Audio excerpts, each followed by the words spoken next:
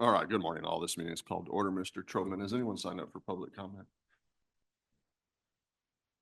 Good morning, Commissioners. Les Trubman, General Counsel. We do have two individuals who registered for public comment. See if they happen to unmute themselves. We have John Alexander. If you're there, would you unmute yourself and begin?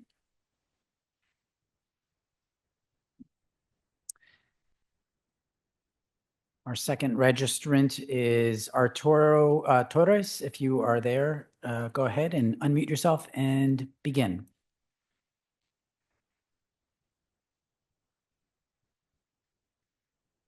Commissioners, I believe that's what we have this morning. Thank you, Mr. Trobman. On agenda item 3, we have no cases to reconsider. Correct, no cases. On agenda item 4, we have no cases on docket 13. Correct, no tax cases today. Nothing on agenda item 5. There's nothing on agenda item 6. On agenda item 7, this is wage claim cases. We have no wage claim cases that are pulled for additional discussion. That's correct. None pulled for additional discussion, but you should have received the wage claim short form dissent list for docket 13. I move we accept staff recommendations on the remaining wage claim cases on docket 13. I second the motion, except for those cases which I am dissenting, as reflected on wage claim short form dissent list for docket 13. I concur with the chairman's motion, except for the cases on which I'm dissenting as reflected in wage claim short form dissent list for docket 13. The motion passes with the exceptions noted. Now we'll move to agenda item 8, consideration of unemployment insurance cases. Please proceed when you're ready. Case number 2840690, Commissioner Trevino. The AT decision is not fully supportable. While I agree that the claimant had good cause for his failure to appear at AT2 and AT3, he also had good cause for his failure to appear at AT1, as the hearing notice was returned to the commission as undeliverable. Regarding the timeliness issue, the determination should either be voided or the claimant's appeal should be deemed timely. Prior to the date that the determination became final, the employer submitted an amended response indicating that their initial response to the claim was incorrect. The corrected determination should have been issued at that time, but was not. Therefore, the initial determination should be voided because the employer informed the commission that their initial response, upon which the determination was based, was incorrect, and the case should be resubmitted for merits testimony. Modify the AT. Claimant had good cause for AT1, AT2, and AT3. Void initial determination and resubmit. However, if the initial determination is not voided, the claimant's late appeal to the determination should be deemed timely. The claimant testified that he could not remember why he filed his appeal late. This is at least partially because it took the commission so long to schedule a hearing after the claimant had filed his appeal, which was filed only days after the appeal deadline. This delay constitutes commission misinformation sufficient to deem the claimant's appeal timely, as the claimant reasonably could not remember why his appeal was filed after such a long delay. Modify the AT. Claimant had good cause for AT1, AT2, and AT3. Timely claimant appeal, resubmit. We should modify the AT decision. First, I don't contest that the claimant established good cause for AT3, 2, and 1 hearings. Concerning the timeliness of the claimant's appeal, although the claim determination was sent to the claimant's correct address of record, he admitted he received it the day after it was issued. He failed to appeal timely because he did not understand the instructions for filing an appeal. Although I emphasize with the claimant's personal circumstances, there's no good cause exceptions to the timeliness rules. As such, we should find the claimant's appeal was late and leave the underlying determination in full force and effect. Claimant established good cause for missing AT3, AT2, and AT1 hearings. Untimely claimant appeal, voluntary leaving, no chargeback.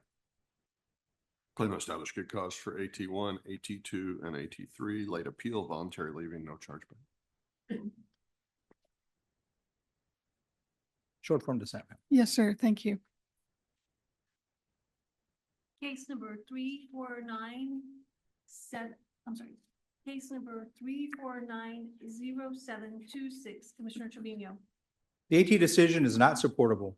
The claimant's claim was dated 5/30/20, and the claimant stopped filing payment requests on their claim in October of 2020. Yet the determination at issue in this case was not issued until 5/4/2022. which was almost a year after the claimant's claim year ended. The claimant could not be expected to timely respond to the documentations sent to her by the commission on an indefinite basis. This delay in issuing the determination constituted commission misinformation sufficient to deem the claimant's appeal timely and resubmit the case for merits testimony. Reverse the AT, timely claimant appeal, resubmit. The AT decision is supportable. The claimant filed a late appeal from the initial determination. She acknowledged having read the determination right after it was issued, but waited to file the appeal until 2.5 weeks after the appeal deadline had passed. She testified she waited so long to file the appeal because she could not get through the appeal website online. However, the appeal instructions let her know that she could have filed an appeal via fax or U.S. mail. It was her choice not to do that. In addition, she could have called TWC to discuss the online appeal issues, but did not. No one at TWC misled her concerning her appeal rights. Accordingly, we should affirm the AT decision. The claimant filed a late appeal. The claimant was ineligible for PUA benefits beginning May 3rd of 2020. Timely appeal, resubmit. We will resubmit the case. Case number 3656789, Commissioner Esparza. The AT decision should be affirmed. The claimant was terminated for failing to de-escalate a confrontation with the warehouse store manager. The claimant provided the testimony that the manager had placed himself in front of the pallet jack to block the claimant from moving the pallets. The claimant later testified that he probably should have ended the confrontation once the manager placed himself in front of the pallet jack. Instead, an altercation broke out. The AT was in the best position to gauge the credibility of the claimant's testimony and its conclusion that the claimant escalated the confrontation by approaching the manager with the pallet jack in order to place the pallets in a location where the manager did not want them is supportable. We should therefore affirm the AT decision, misconduct, no chargeback. The AT decision is not supportable. The claimant was discharged for his role in the confrontation with the coworker. The claimant provided consistent firsthand testimony that the coworker initiated the physical altercation by attempting to hit the claimant and pushing him into a pallet, knocking his headset and glasses off. The claimant further testified that he only raised his hands in self-defense when the coworker attempted to hit him again, and that he immediately reported the incident to the employer. The employer did not appear for the hearing and provided no evidence to show that the claimant's actions constituted misconduct connected with the work. Accordingly, we should reverse the AT, no misconduct, chargeback.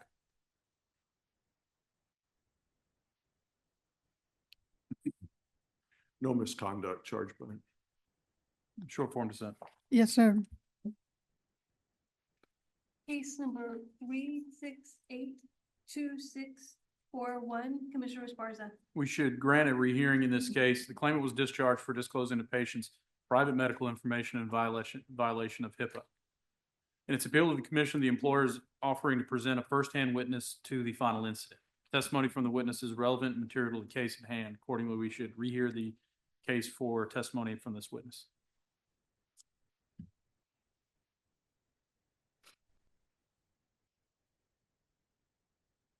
The decision is correct. The employer alleged that it discharged the claimant for disclosing sensitive health information about a previous employee. However, the employer did not present any firsthand evidence to support its allegation of misconduct. The claimant provided credible testimony under oath denying the employer's allegation that there was a HIPAA violation on her part, and the employer's secondhand hearsay testimony is insufficient to prove that the claimant's action violated any employer policy. Therefore, the employer has failed to meet its burden of showing that the claimant was discharged for misconduct connected with the work. Affirm the AT, no misconduct, chargeback. Rehear. We will rehear the case. Case number 3753465, Commissioner Trevino. The decision is not entirely supportable. I agree that the claimant established good cause for failing to appear at AT1, and he missed the hearing due to confusion over the time zone. However, as to the job separation, the claimant resigned due to legitimate concerns about his supervisor that he expressed to the employer. While the employer acknowledged the claimant's concerns, they failed to adequately address or resolve the issue. Since the claimant made a good faith effort to resolve his concerns prior to quitting, and the employer failed to proceed with any action or resolution, the claimant established that he had good cause connected with the work to resign. Modify the AT. Claimant established good cause for AT1. No voluntary leaving. We should affirm the AT decision. First, I don't contest the good cause issue. Concerning the job separation, the claimant quit based on dissatisfaction with his working conditions. Claimant alleged that unprofessional supervisor behavior and failure to take necessary personal actions as a basis for quitting. However, the claimant's concern were being actively investigated by the employer at the time of his resignation. Since the claimant quit without providing the employer an opportunity to adequately address these concerns, his separation was voluntary and without work-connected good cause. As such, we should affirm the AT decision. The claimant established good cause for missing the AT hearing, voluntary leaving. Good cause, voluntary leaving. Short form dissent, ma'am. Yes, sir. Case number 3777611, Commissioner Trevino. The MR should be granted. The claimant had arranged to have multiple witnesses testify on her behalf at the first hearing, AT hearing. However, when the AT hearing had to be rescheduled because the hearing officer was out absent, these witnesses were not available at the time because the hearing was rescheduled for a day before Thanksgiving. Since the claimant's MR was offered new evidence or has offered new evidence in the form of firsthand witnesses and has provided a compelling reason why the evidence was not offered earlier, the MR should be granted and the case reheard to get testimony from the claimant's witness. Grant MR.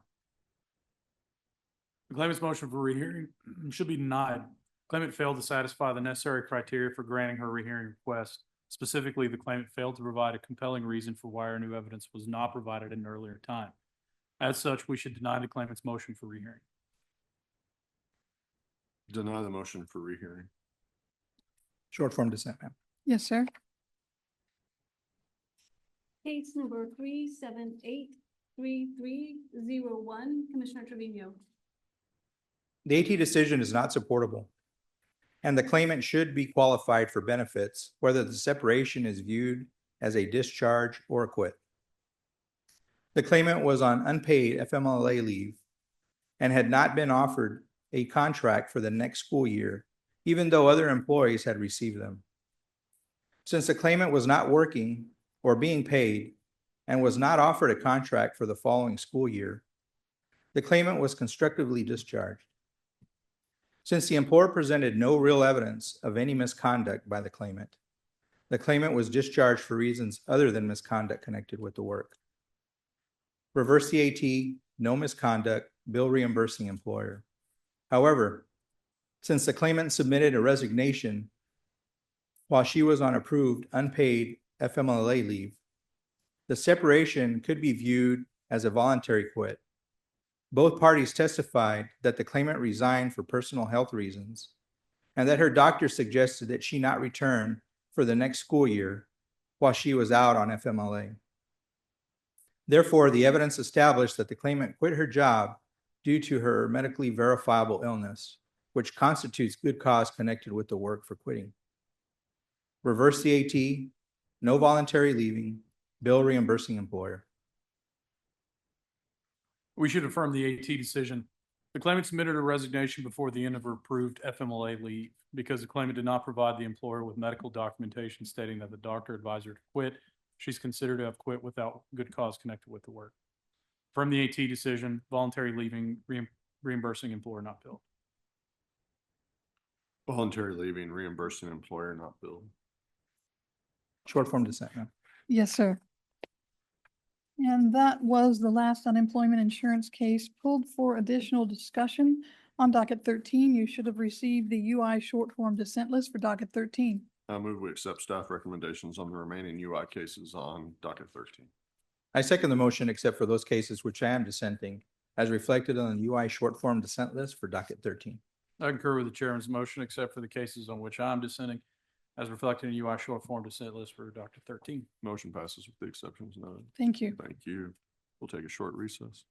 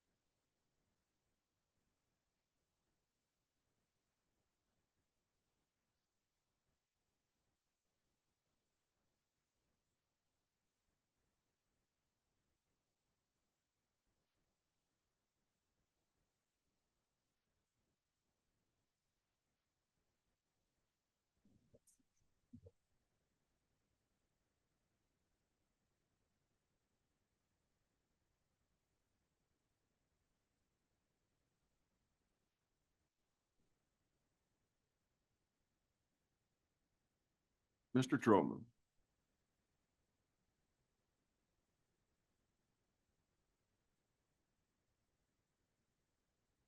Commissioners, we have one of our registrants for public comment who may be experiencing some technical difficulties. It is John Alexander. Mr. Alexander, if you are there and able to unmute yourself and begin.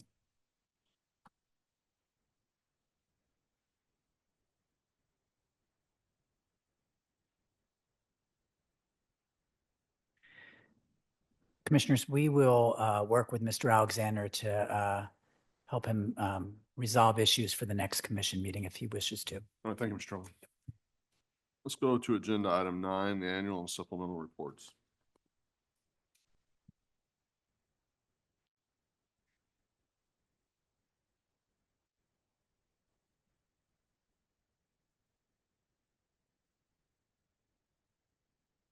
Good morning, Chairman Daniel, Commissioner Trevino, Commissioner Esparza, Mr. Cerna. For the record, my name is Amy Landrum, Director of Communications. Before you for consideration are the Texas Workforce Commission Fiscal Year 2024 Annual and Supplemental Reports. The annual report has been produced in compliance with Texas Labor Code Section 301065 for submission to the governor and Texas legislature pending commission approval. The supplemental report has also been produced in accordance with Texas Labor Code Section 301065. This requires TWC to submit a separate supplemental annual report consisting of any information required by other law. It contains information for the following programs, all required under the law: College Credit for Heroes, Skills Development Fund, Trade Adjustment Assistance, and Works Wonders Texas Purchasing from People with Disabilities. We thank staff who provided information for these reports. They are all here today, available to answer any questions. This concludes my presentation. Thank you. Any comments or questions? None. Just wanted to thank Amy and her staff for getting this annual and supplemental report submitted. Agreed. No questions. All right, we need I have an amendment to the annual report I want us to consider. Let's go ahead and take our motion, get the motion on the table, and then I can offer this as an amendment. Is there a motion? Chairman, I move to approve the Texas Workforce Commission annual and supplemental reports for submission to the governor and legislature as recommended today by staff. I'll second. All right, it's been moved and seconded. So really good job on the statutory elements of the report. I thought we stated them clearly, plainly. You know, in my opinion, we've met all the statutory requirements of the report. What I'm concerned about is the commissioner's message. I think we missed an opportunity here to really tell our story with some impact. So I have rewritten the commissioner's message, took most of the original work that was there, have edited that to kind of tie back to the statutory elements of the report. So I'm offering my rewrite as an amendment here today. Let me, we'll just take a short recess because obviously the other two commissioners have not seen this. I'll just give everybody a chance to look at this and then we can discuss.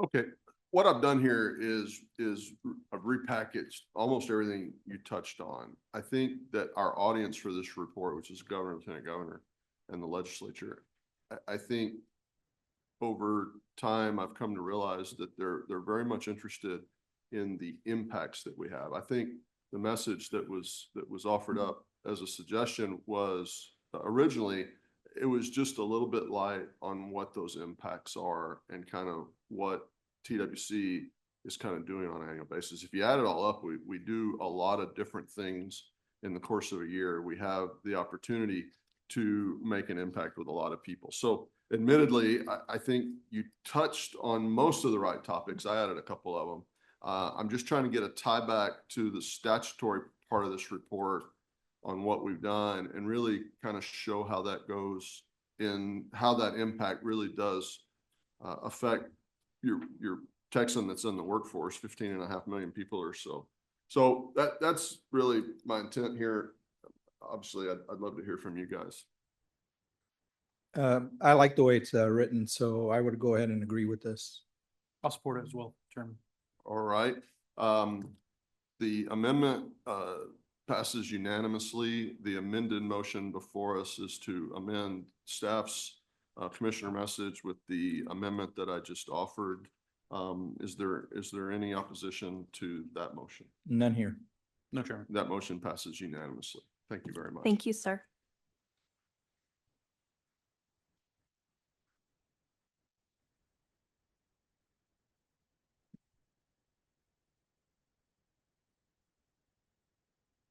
Is there a legislative report? There's a legislative report and a tie ready. That's a new tie. Before you, well, go ahead and state your name for the record. Good morning, Mr. Chairman, Commissioners, Mr. Cerna. For the record, Michael Britt, Governmental Relations. I noticed Bob Gear was sitting in the seat you normally occupy. Was that worked out beforehand?